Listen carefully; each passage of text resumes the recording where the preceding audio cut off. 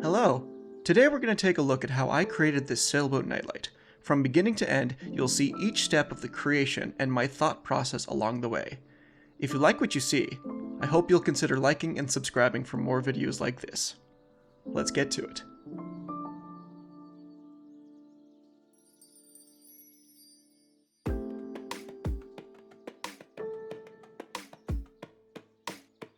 Jumping right into it here, I'm cutting out the initial shape of the boat. Just the top of the boat, the deck as you will. After I'm satisfied with the shape of the deck, I'm going to start cutting out the sides of the boat that will wrap around to create the basic shape. I'm using cardboard here because it's easy and flexible.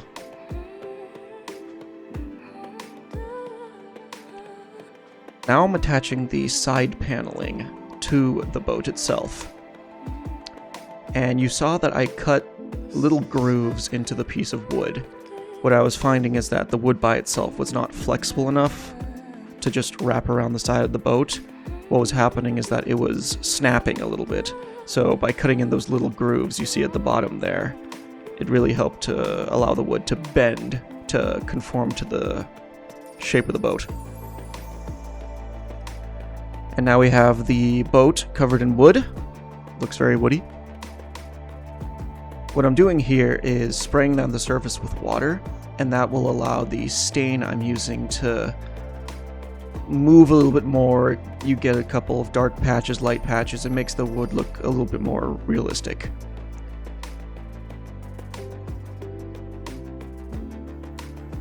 So we've made this little boat, and well, as I was painting it with stain, all the little posts kind of fell off, so hot glue clearly wasn't the right choice for that. So I'm going to super glue those back on. Yeah, they just all popped off. My bad. I could have done better with that. But yeah, so we got the nice boat. Got our little pedestal. It's gonna sit right there. The next things I'm gonna be doing is adding a mast and sails to this boat. And soon enough we'll start getting to landscaping. I'm gonna do just the base shape of the boat, not too much detail. Then I'm gonna focus on the landscape, start getting resin in. Then I can set the boat in place. And then I can work more on the details. That might be better than trying to just like fiddle with it as it is right now. So yeah, we'll maybe just attach the mast and super glue those posts back on, but then we'll focus on the terrain. Let's get to it.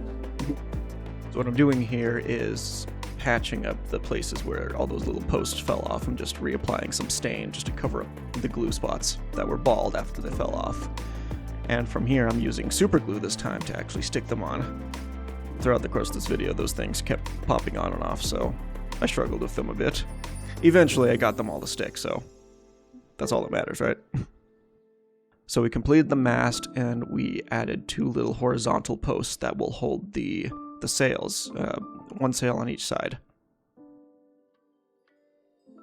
So here what I'm doing is just bulking up the base so I don't have to use as much plaster when I create the landscape. And for some reason, this plaster took a really long time to get the right consistency. It was just way too watery for a bit. But after some trial and error, and adding a bit more plaster here and there, or plaster powder, we finally got the right consistency, and I was able to just huck it on top.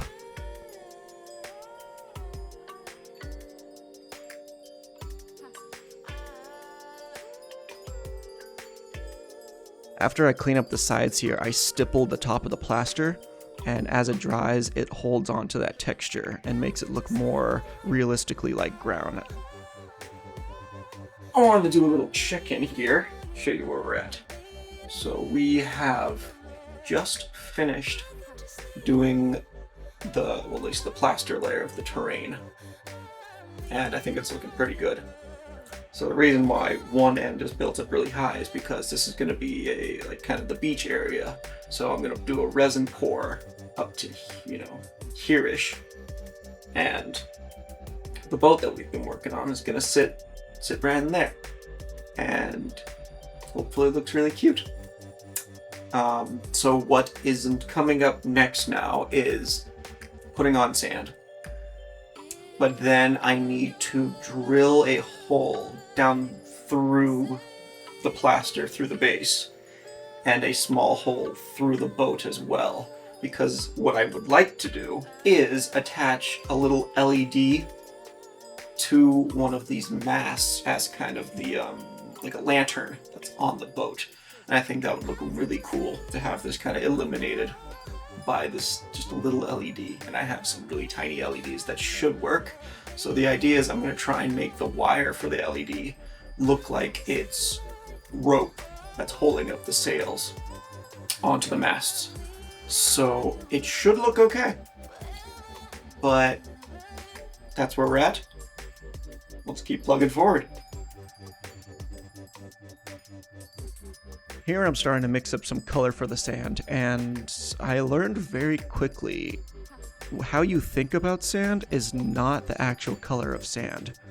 Because I was mixing up kind of an orange-yellow color, and it took a lot of trial and error for me to realize that sand is a lot more white than we think it is.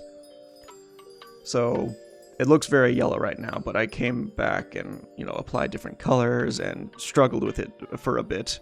But eventually I got what I think is the right color of sand, or at least close enough. But yeah, it was quite a struggle. So I separated out the colors of the sand to indicate what sand is going to be underwater versus what sand is going to be above water. And hopefully that looks a bit more realistic once the resin gets poured.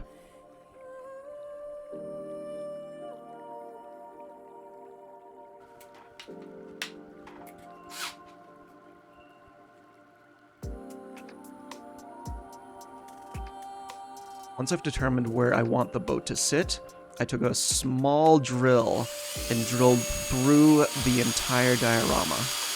And the reason I did that, as I explained earlier, is I'm going to put a light on the boat. And so I need a small hole for where I can run wires to connect to the battery pack and switch.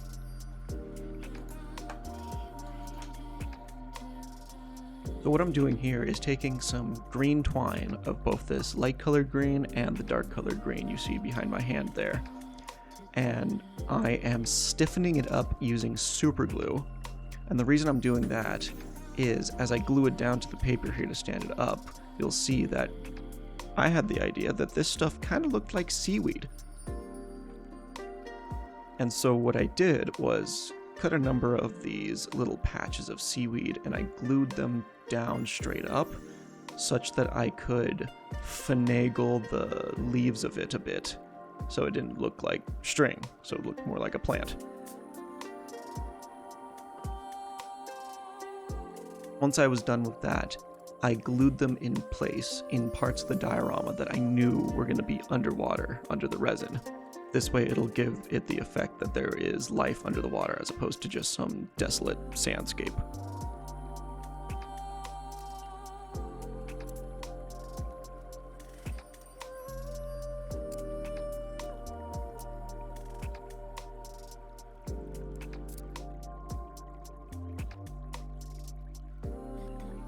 So what I'm doing here is cutting some acrylic panels, and these are what are going to hold the resin in place so it doesn't just leak anywhere, and allow the resin to look like it is the ocean ends at the sides of the diorama.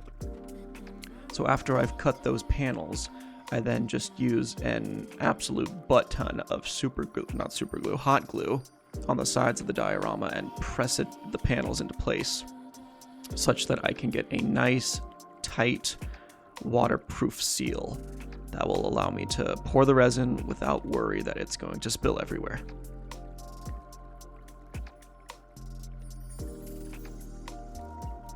I hot glue every surface I can, because a leaky resin pour is no bueno.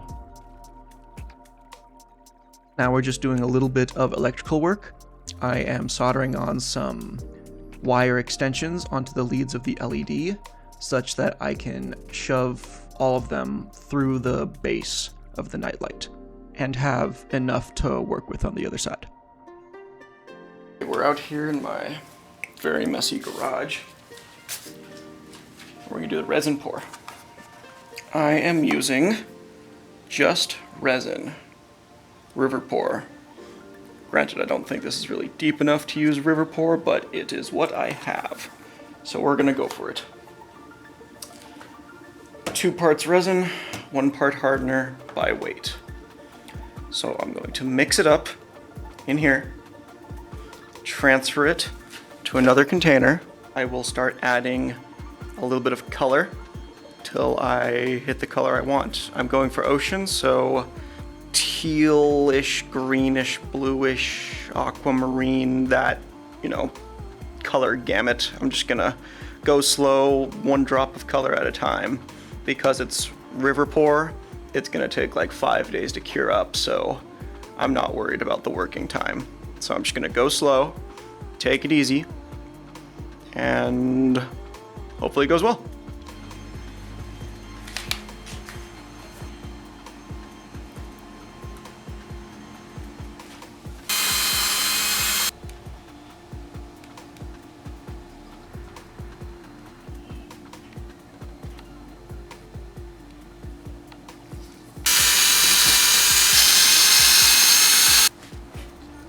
Moment of truth. Let's see how this goes. I hope I don't have any leaks. That would be not fun. So I'm just gonna pour a little bit in to start. And I'm now realizing I made way too much. I guess better safe than sorry, right? Okay. So far, so good.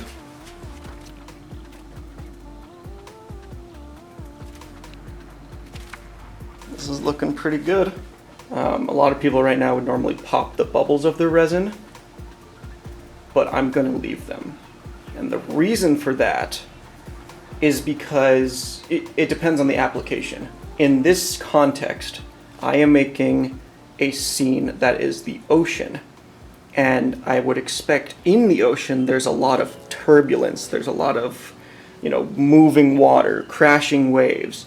And so I expect there to be bubbles here. All that being said, this is gonna take 5 days to cure, so all the bubbles might, be released from the 5 days of curing. But whatever bubbles are left, I think are gonna look good and look natural, and I think it's gonna be great. So I'm gonna cover this thing up so no dirt and debris gets on it, and see you in 5 days.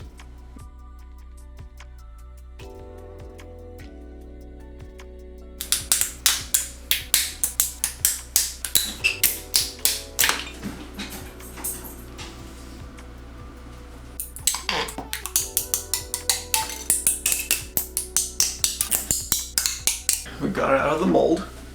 It looks really good right now. I'm really happy with it.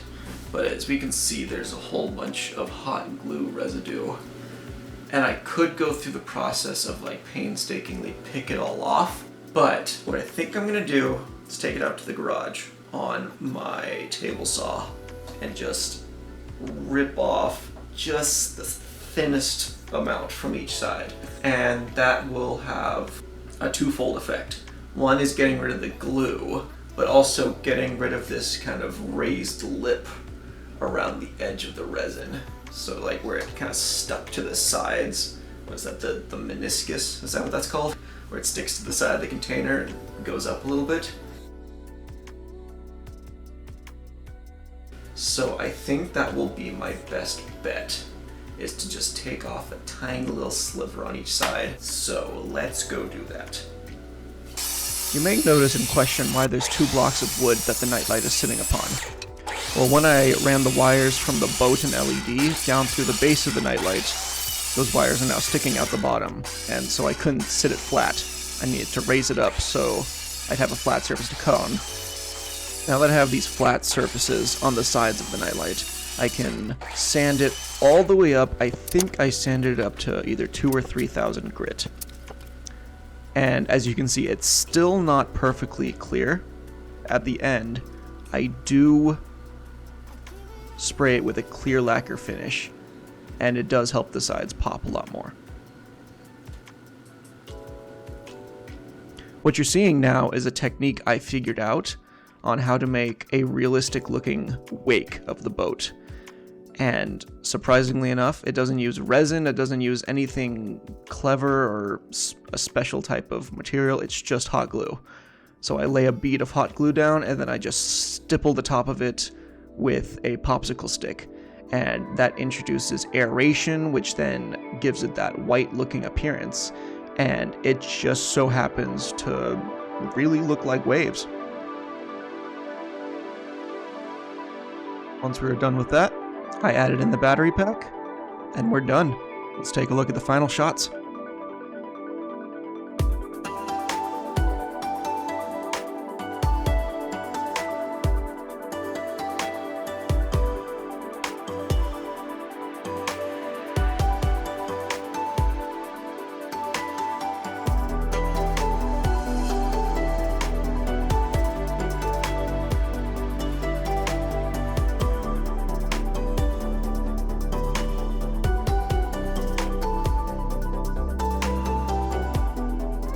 I truly hope you enjoyed this video.